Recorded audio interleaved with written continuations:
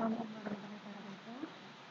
Salam sejahtera semuanya. Gimana kabarnya semua? Sehat semua ya semoga ya. Oke, kita hari ini akan belajar mengenai uji hipotesis, selisih rata-rata dan proporsi.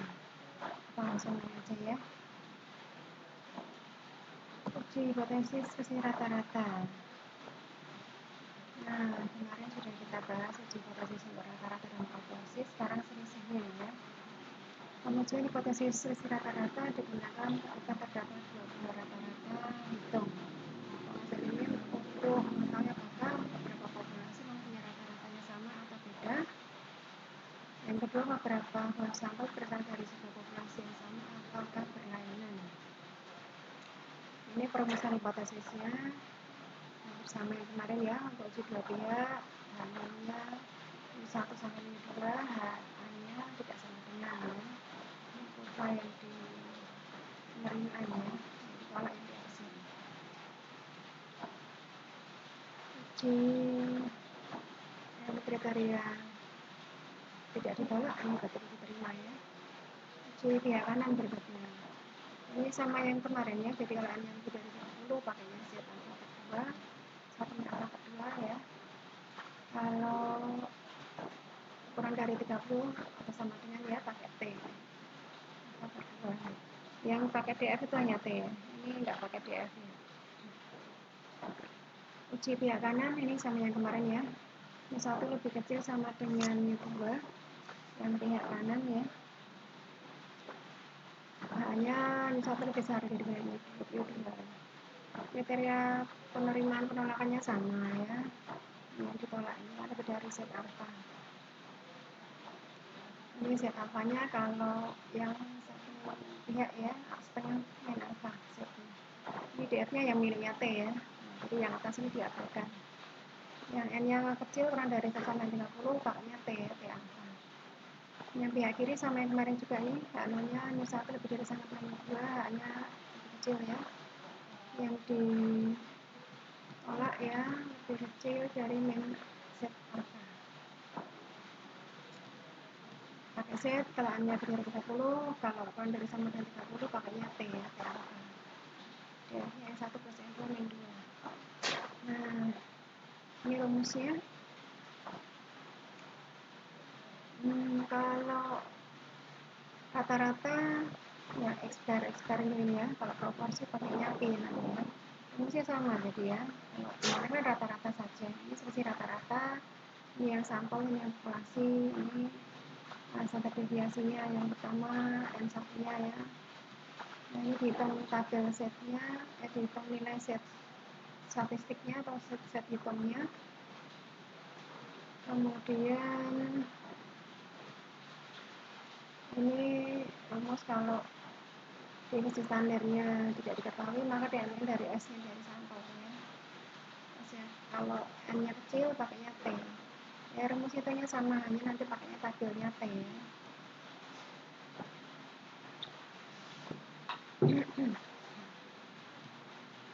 Ini kalau yang dari standar deviasi populasi tidak diketahui maka pakai yang sampelnya rumusnya seperti ini ya. Ini contoh soalnya. Ini contoh soalnya, mohon maaf ada yang salah otak ya. Jadi ini ada manajer HRD suatu perusahaan berpendapat bahwa pusat kerja karyawan yang mendapatkan training ternyata lebih bagus daripada karyawan yang tidak mendapat training. Jadi yang dapat sama yang tidak ya, maka diambil sama dari masing-masing 40 dan 30. Jadi yang dapat training diambil 40, yang tidak dapat 30. Ya.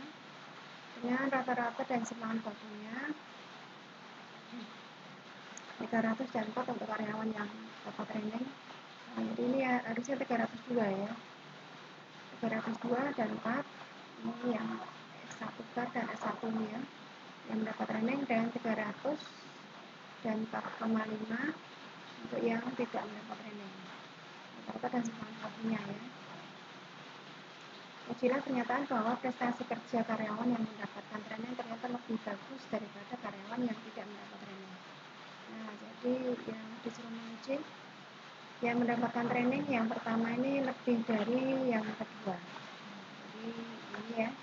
Nah, uji yang ada ini 1 lebih dari 2 ini berarti uji yang satu pihak ya, yang pihak kanan berarti ya, yang lebih dari, yang haknya lebih dari, jadi hak anaknya yang satu lebih kecil sama teman yang dua, haknya ini yang diminta tadi ya.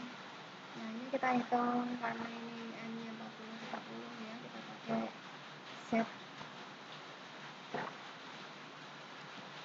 set x barnya masing-masing 302 300. Kemudian ini kan tidak diketahui populasinya ya, jadi populasinya dianggap rata-ratanya sama. Jadi tadi ceritanya ini pendapatnya lebih bagus daripada yang tidak dapat training ya. Nah, ini untuk menguji lebih bagus atau sama saja ya. Jadi ini kalau tidak diketahui seperti ini berarti dari populasinya ini hanya dianggap sama, jadi selisihnya ini dianggap kalau sama selisihnya berarti 0 ya. Ini tadi X bar dari populasinya 300 dibagi standar deviasi pertama kuadrat per N1, standar deviasi 2 kuadrat per N2, jadi ini tadi 4 kuadrat pernya 40, 4 setengah kuadrat pernya 30. Masuk ke rumusnya ini ya. Nah ini setelah masuk rumus dihitung sekian 1,9289, ini saya hitungnya. Yang diminta angkanya dikasih 5% ya. Jadi uji satu arah alfa 5%, berarti kita pakai set angkanya setengah dikurangi alfa ya. Angkanya 5% itu 0,05, setengah kurang 0,05 itu 0,45. 0,45 ini didapat setnya 1,645. Kita cek tabel set ya. Tabel set yang 0,45 itu 1,645. 45 itu di sini atau di sini ya. Ini dari 0, 1, 2, 3, 4, 5. Nah, jadi 1,645 ya, tengah-tengahnya di sini. 1,640, 1,650, 1,645 juga kurang. Jadi ini ditulis 1,645 ya dari tabelnya. Ini satu arah untuk uji pihak kanan ya. Yang kriteria diterima itu yang ditolak itu yang aksiran ini ya. Nah karena set tabelnya 1,645, yang dihitung 1,925, 928, lebih dari 1,645 ya, yang di sini ya. Nah berarti ini daerah penolakannya ini, biasanya yang ditolak. Jadi nolnya ditolak. Oh, ini harusnya 1,9289 ya hasilnya ya. Nah, jadi 2,44 ini harusnya 1,9289. Nah, jadi kalau buku atau e-book atau apapun dari negeri kita biasanya editornya tidak mengedit isinya. Jadi isinya kalau salah itu ya sudah dimaafkan gitu ya, karena manusia itu kan ya biasa tempatnya salah harus kita perbaiki. Nah, artinya ini 2,44 nanti sendiri ya. Ini harusnya 1,9289. Nah, jadi masuk daerah yang ditolak. Jadi HA-nya ditolak berarti HA-nya diterima. Tapi HA-nya apa? Ini 1 lebih dari ini 2. Nah, artinya pernyataan bahwa prestasi kerja karyawan yang mendapat training lebih bagus daripada karyawan tidak mendapatkan training ini pernyataannya terbukti benar ya. Nah, ini tersebut benar ya, dengan tingkat 5%. Nah, jadi prinsipnya, konsepnya sama yang materi kemarin ya. Berikutnya uji hipotesis selisih proporsi. Kalau selisih proporsi ya ini proporsinya ya, proporsinya dari sampel berapa, dari populasi berapa. Bagi ini rumusnya hampir sama ya. Modelnya hampir sama tapi ya tidak persis ya. Kemudian menghitung T-nya ya hampir sama ya, yang ditolak yang diterima sama. Lihat contohnya. Seorang ahli fermentasi mengadakan percobaan pada 2 macam obat fermentasi dan menyatakan bahwa perubahan obat pertama dan kedua pada segelas susu adalah sama. Jadi pernyataannya ini perubahan obat pertama dan kedua pada gelas susu sama. Obat pertama diberikan 100 gelas susu dan ternyata 60 susunya menunjukkan perubahan. Obat kedua diberikan 150 gelas susu, ternyata 85-nya berubah ya. Uji dengan taraf nyata 5%. Jadi pernyataannya sama atau berubah tidak sama berarti ya. Ini ya. Jadi dari 100 susu ini ada 60 yang rusak, 60 per 100 ya, proporsi pertama. Kemudian dari 150 gelas susu yang rusak ada 85, jadi proporsi yang kedua 85 per 150. Ya, apakah ini diuji apakah proporsinya sama atau tidak sama? Oke, kita hitung dari 60 dan 85 ya, dari 100 dan 150. Tadi proporsi gabungannya ya, X-nya 60 plus 85 per 100 per 150. Tadi data yang ini ya, X1 X2 X1 N2. Proporsi gabungannya sekian 0,58. Nah ini masuk ke tabel, ke hitung Z-nya. Jadi P-nya ini 1 NP dan P-nya ini, P-nya dari ini 0,58 dikali 1,58. Ini proporsi yang pertama tadi kan 60 per 100 ya, yang kedua tadi 85 per 100, 50 ya. Kemudian ini 1/N1 nya 100 plus 1/N2 nya 150 ya, ini Z-nya diabaikan, ini harusnya nggak pakai Z.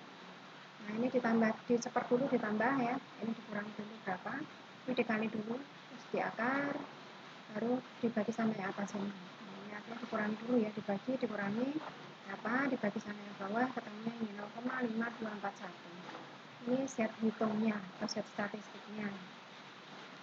Yang diminta tadi alfanya 0,05 ya, 0,05. Coba kita cek. Tadi yang diminta 5% ya. 5% ini uji dua arah. Uji dua arah itu berarti Z tabelnya Z alfa per 2. Berarti 1 min alfa per 2. 1 min 5% per 2. 1 min 5% itu berapa? 0,475 ya. 0,475 dibagi 2 itu berapa? 1 kurangi 0,05 itu 0,95 dibagi 2 itu 0,475. 0,475 itu dicek di tabel yang luasnya 0,475. 475 persis tadi ada ini.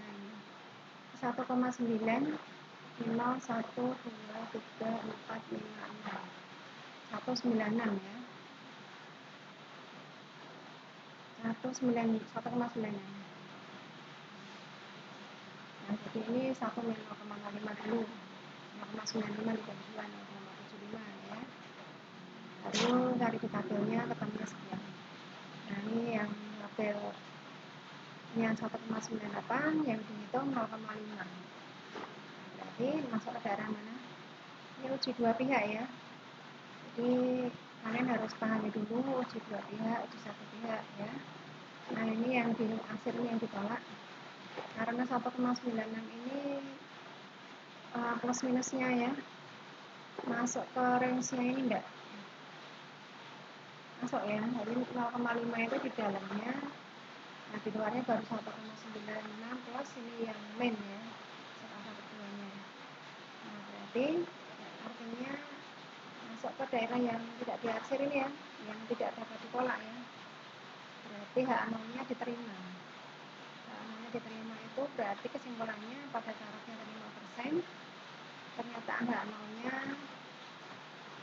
perubahan mutu pada obat pertama dan keduanya adalah sama ya, dapat diterima. Karena perubahannya tidak ada perbedaan yang signifikan. Kalau tidak signifikan ya. Nah, kita tadi cukup besar ya 60 sama 65 ya. Nah, itulah statistik ya. Nah, ini untuk proporsi. Yang berikutnya ini soal-soal uji yang sudah diberi jawabannya nanti dipelajari ya. Ini soal modelnya hampir sama, yang paling variasinya satu arah dua arah ya. Maunya apa, hanya apa. Ini masing-masing sudah ada jawabannya, ini tinggal dipelajari, dipahami. Kalau ada yang masih ditanyakan, silahkan tanyakan ke saya, boleh WA, boleh tanya, boleh juga kalau mau ke kampus janjian sama saya juga boleh ya. Nah, kalau diizinin sama orang tua loh ya, kalau nggak dapat izin nggak usah. Demikian yang bisa saya sampaikan, semoga bermanfaat. Selamat belajar, jaga kesehatan ya. Wassalamualaikum warahmatullahi wabarakatuh.